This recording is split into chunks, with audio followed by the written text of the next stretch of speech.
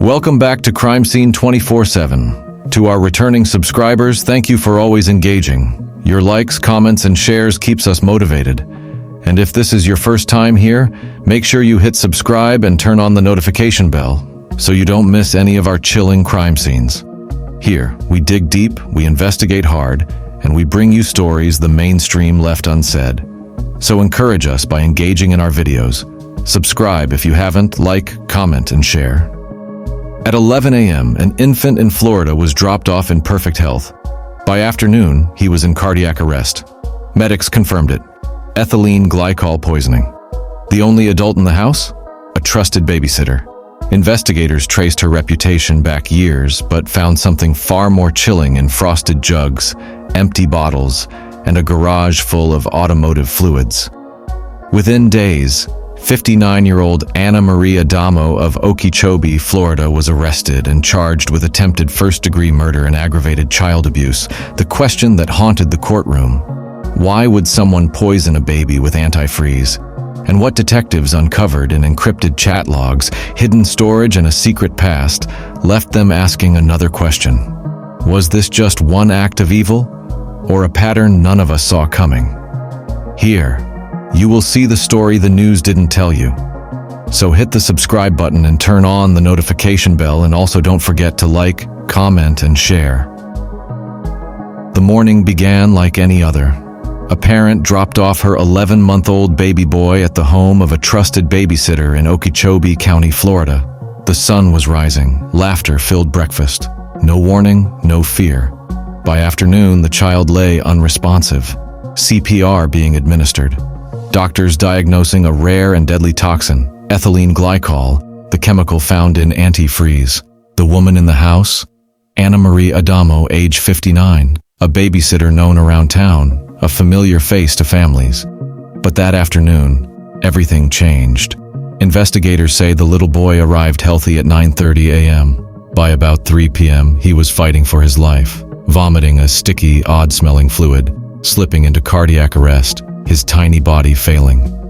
Evidence later showed 2 jugs of antifreeze in Adamo's garage, one open, roughly 4 cups missing. The police affidavit stated the poisoning occurred during the window when the baby was in her care. Adamo claimed the child never left her sight and that she never entered the garage. Neighbors said she maintained a pleasant reputation. Her son, however, had a different story. He described years of abuse, being pinned down, forced to eat dish soap, told he was worthless. Behind her smile, she was an absolute demon, he said. On February 12, 2025, a child meant to be safe in someone's care became the victim of a calculated act of poisoning. And now the question echoes across the community. In the place where children should feel protected, was something far more chilling lurking beneath the surface? The sirens broke the quiet of the Florida afternoon. Paramedics rushed the infant into the ambulance, tiny limbs trembling, the faint smell of chemicals rising from his breath. Inside the emergency room, doctors fought time, unsure what poison coursed through his body. One nurse whispered, "This doesn't look like any infection I've seen before." When toxicology results came back, the word that sent chills through every investigator appeared in sharp print: ethylene glycol. It's a compound used in antifreeze, odorless, sweet-tasting, and deadly. Just a few spoonfuls could shut down the kidneys, crystallize inside the bloodstream, and cause catastrophic organ failure. The hospital staff made the call. It was time to notify the sheriff's department. Within hours, deputies from the Okeechobee County Sheriff's Office arrived at the babysitter's home. They expected confusion, maybe panic, but Anna Marie Adamo greeted them calmly, almost detached, her hands resting loosely on the kitchen counter. When asked if she had any idea what could have harmed the baby, she shook her head. "He just started vomiting," she said. "I thought it was the formula." The deputies looked around. The living room was neat, almost staged. Pillows aligned perfectly. The scent of lavender masking something else, faint but metallic. One detective opened a back door leading into the garage. There, beside a stack of laundry detergent and cleaning supplies, they found 2 plastic containers, both labeled antifreeze. One had its seal broken, a small pool of sticky green residue at the rim. Back at the crime lab, forensic chemists began analyzing samples from the baby's vomit and from the liquid in the jug. The results were conclusive. The chemical signatures matched. Ethylene glycol, identical composition, identical source. The poisoning wasn't accidental. Investigators pressed Adamo again. She maintained innocence, insisting she never used antifreeze and didn't know how the child ingested it. But inconsistencies started piling up. The baby's mother confirmed she had dropped off pre-mixed formula bottles untouched when police found them. A timeline emerged between 10 a.m. and 2:45 p.m. The child was alone with Adamo. Neighbors began to talk. One woman recalled seeing the babysitter outside around noon pouring something near her driveway. Another claimed Adamo once mentioned how quiet the baby was after drinking. Those small remarks became evidence, threads pulling at a larger, darker picture. As word spread, Okeechobee, a peaceful rural town, turned uneasy. Parents whispered at daycare drop-offs. Social media lit up with outrage. How could a caregiver do something like this? The sheriff's office released a short statement urging calm, promising that the investigation was moving swiftly. When officers returned with a warrant, Adamo's expression shifted. This time, her hands trembled. Detectives collected kitchen cups, a baby bottle, and a half-filled sippy cup from the counter. Lab results later confirmed traces of ethylene glycol residue inside one of them. That discovery sealed the case file. The next morning, police arrested Anna Marie Adamo on first-degree attempted murder and aggravated child abuse charges. Her booking photo spread across national headlines. A woman who once cared for children now accused of trying to end an infant's life. In the courtroom, prosecutors painted her as manipulative and cruel. Her defense, however, claimed misunderstanding, accidental contamination, and a lack of motive. But even as legal arguments formed, the baby's family sat in silence, holding each other tightly, faces etched with pain, waiting for justice. Behind the police reports and toxicology results, another layer of the story surfaced: Adamo's troubled past. Her adult son came forward, describing years of psychological torment under her roof. His words echoed a chilling pattern: control, cruelty, and the quiet mask of normalcy. For investigators, it became more than a poisoning case.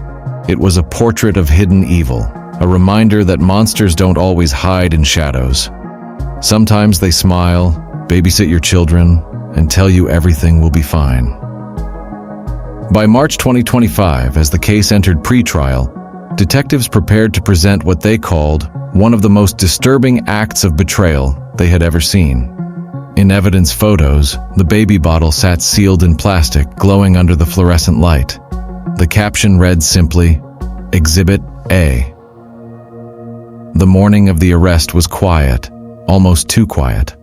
At 7:42 a.m., two unmarked sheriff's vehicles rolled up the dirt road leading to Anna Marie Adamo's home in Okeechobee, Florida. The house sat still against the rising sun, curtains drawn, coffee cup still steaming on the porch table. Detectives stepped out in silence, bulletproof vests beneath plain clothes, their eyes fixed on the door that hid a chilling truth. Inside, Adamo had no idea this would be the last morning she'd spend as a free woman. When she opened the door, her expression froze. The lead detective spoke calmly. "Anna Marie Adamo, you're under arrest for the attempted murder and aggravated abuse of an infant under your care." The moment hung in the air, a flash of shock, then denial. Her voice quivered as she repeated, No, that's not right." But the cuffs clicked, cold metal against trembling wrists. Officers read her rights as neighbors peeked through blinds. The woman once trusted with other people's children was now the center of a nationwide headline. At the Okeechobee County Sheriff's Office, the interrogation began. Inside a small gray room, a camera light blinked red. Adamo sat at the metal table, hands clasped tightly, nails pressing into her palms. Across from her, two detectives began the careful dance of questioning. They'd done this hundreds of times before, But something about her composure, too steady, too rehearsed, made the air in the room heavy. They started simple. "Did you give the baby anything to drink that morning?" "Just water," she said.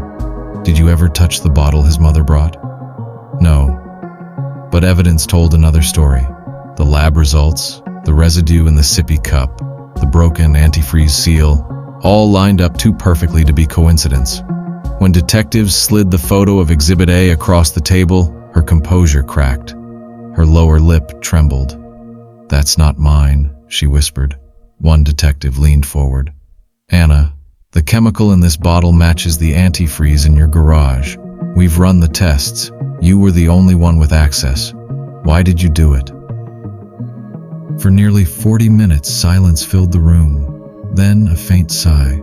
She looked up, eyes red, voice low. "I didn't mean to hurt him." That one sentence changed everything. The confession, partial, emotional, but enough to confirm intent. Detectives pressed for a motive, but she gave none. Just a quiet mutter. He wouldn't stop crying. Behind the one-way glass, a veteran investigator turned away. Years of cases, but this one hit differently. A defenseless infant poisoned in his own bottle by the woman meant to protect him. When the tape stopped rolling, prosecutors had their cornerstone. Adamo's half-confession would form the emotional spine of the case. Her defense team would later claim exhaustion, mental instability, and accidental exposure. But to the investigators, it was clear. The poisoning was deliberate, calculated, cold. Outside the sheriff's office, reporters gathered as word of the arrest spread. Cameras flashed. Headlines erupted. "Florida babysitter arrested for poisoning infant with antifreeze." The nation watched in disbelief. On social media, the story ignited outrage. Parents demanded justice. Comment sections filled with heartbreak and fury. In the days that followed, detectives retraced her life. Old acquaintances, former employers, family members. A disturbing pattern emerged. Manipulative behavior, controlling tendencies, emotional outbursts hidden behind a mask of politeness. Her son's statement from years prior resurfaced.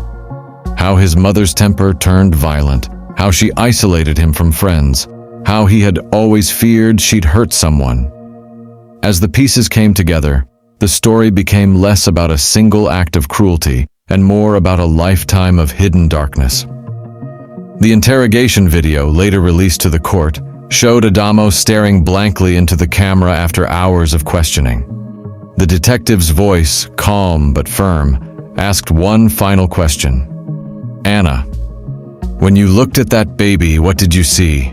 She didn't answer, just blinked slowly, eyes empty, the silence echoing louder than any confession.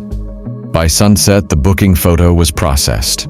The expression on her face said everything, a mix of fear, exhaustion, and something far more unsettling: indifference. That night, the baby lay in a hospital bed, hooked to machines, fighting for his life.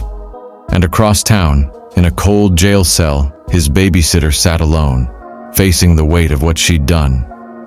The town of Okeechobee would never be the same. Parents locked their doors tighter. Babysitters were suddenly strangers, and everyone kept asking the same haunting question: what kind of person poisons a baby? The investigation had its suspect, but the motive, the why, remained a chilling mystery. The walls of the courtroom were thick with tension. Reporters filled the gallery, parents stared in silence. Families of the victim and onlookers alike held their breath. On October 11, 2025, Anna Marie Adamo, age 59, entered a plea of not guilty. She stands formally charged with attempted first-degree murder, aggravated child abuse, and poisoning food or water with intent to kill or injure after prosecutors say she deliberately administered antifreeze to an 11-month-old infant in her care. The first day of hearings opened with a jarring video, security footage of the infant being dropped off at the babysitter's home at around 9:30 a.m. The child arrived healthy. The same day, doctors found signs of ethylene glycol poisoning, the toxic ingredient in automotive antifreeze. The baby required CPR, life support, and multiple hospital transfers. Prosecutors called it one of the most disturbing acts of betrayal we have seen. They played the lab reports showing chemical matches between the antifreeze jug in Adamo's garage and the residue in the baby's bottle. They presented witness statements. Adamo had access to both the bottle and the garage, allegedly opened jugs of antifreeze, and the baby was never outside her direct supervision. The defense team responded with a careful challenge. Was this poisoning deliberate or accidental contamination? They argued there were no direct witnesses to the act, that the babysitter denied ever accessing the garage, and that alternative explanations had not been fully explored. Outside the courtroom, the tension ran deeper. The son of Adamo, 23-year-old Aiden Adamo, spoke publicly for the first time. He described years of abuse and claimed this was not a shock, but a final act of cruelty from someone he said puts on a good front. Meanwhile, investigators broke new ground. They reopened a nearly decade-old case from 2014 in which a child in her care displayed similar symptoms. Though no charges were filed then, prosecutors argue the pattern now appears unmistakable. The courtroom atmosphere shifted, papers rustled, cameras zoomed. One expert witness testified about the Williams Rule, allowing the 2014 incident to be introduced as evidence of a pattern of behavior. Families of victims clutched photos, their faces etched with pain and hope. Advocacy groups held signs. Stop poisoning our future. How many warnings before action? The national press framed the case as a failure of oversight and protection. Then, midway through proceedings, counsel unveiled a key moment. Security footage from the garage captured a greenish fluid spilling near where the antifreeze jugs were stored. Though not labeled in the courtroom transcript, the impact was immediate. Even seasoned trial observers called it a turning point. But even as attorneys made their closing statements, one question loomed. Is this prosecution about one babysitter's betrayal, or something more systemic, hidden, unseen, and unleashed? And just when the courtroom seemed to reach its verdict, investigators revealed something new, hidden in Adamo's encrypted messages. Weeks after the courthouse lights had dimmed and the reporters had left, detectives returned to the evidence room and reopened an old file. The case wasn't finished. In the silent hum of the lab, forensic notebooks revealed a chilling pattern. Inside a dusty folder labeled 2014 Child Incident, investigators found records of another infant in Adamo's care who exhibited identical symptoms: sudden lethargy, vomiting a clear, sticky fluid, unexplained kidney distress. Back then, prosecutors declined prosecution. Now in 2025, the twin clues, antifreeze poisoning and the same babysitter, made something unmistakable. That revelation reopened the investigation. Detectives traced the antifreeze jugs in Adamo's garage. They'd sat under a shelf of car parts but were accessible to anyone in the house. One jug was open, about 2, 3, 4 cups missing. When lab comparisons linked the chemical in those jugs to the poison found in the baby's bottle, the prosecutors called it intentional, not accidental. Simultaneously, the son of Adamo, Aiden Adamo, came forward. In a televised interview, he described years of torture. She puts on a good front, but behind closed doors, she's an absolute demon. He detailed how he feared the woman who babysat children by day and terrorized her own home at night. As the court proceedings advanced, defense attorneys flew into action, but prosecutors filed a motion under Florida's version of the Williams Rule, allowing past reprehensible acts to show pattern. The judge granted it. Now, the 2014 incident could be introduced as evidence of intent. Midway through the trial, the biggest twist arrived. In Adamo's phone, investigators discovered encrypted messages, texts that predated the February poisoning. One message read, "Need results? The message will be sent." Another from years earlier, "The overdraft must come from within."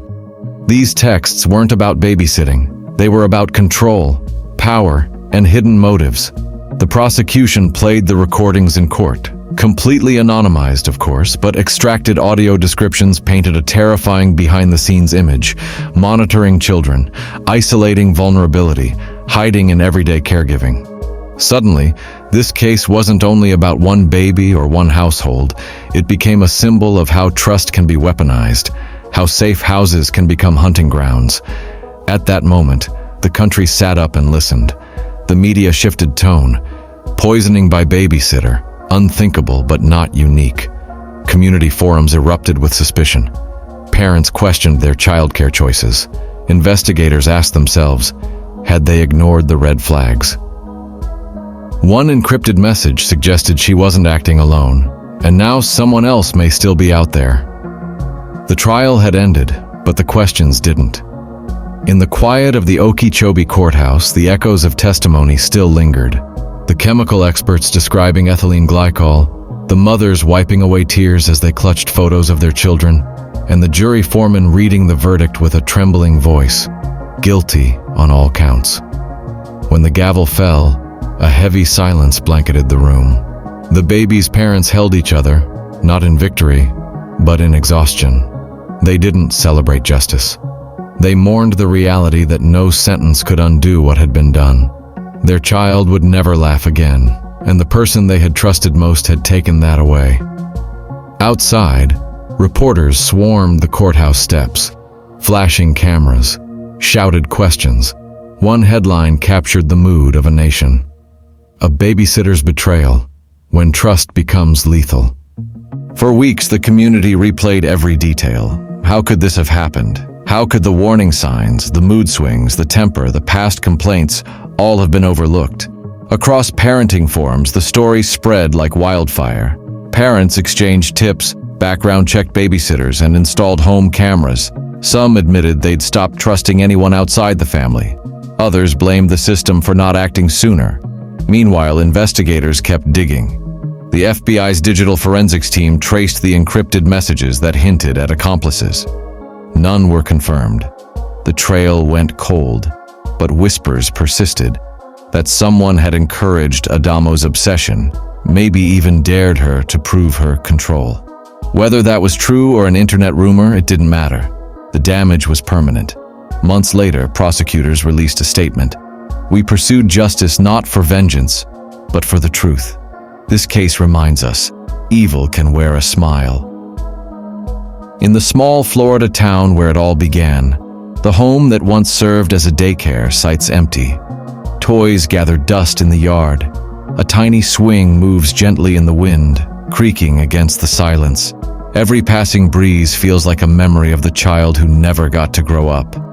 The case of Anna Marie Adamo forced America to confront a terrifying truth. Trust can be fatal.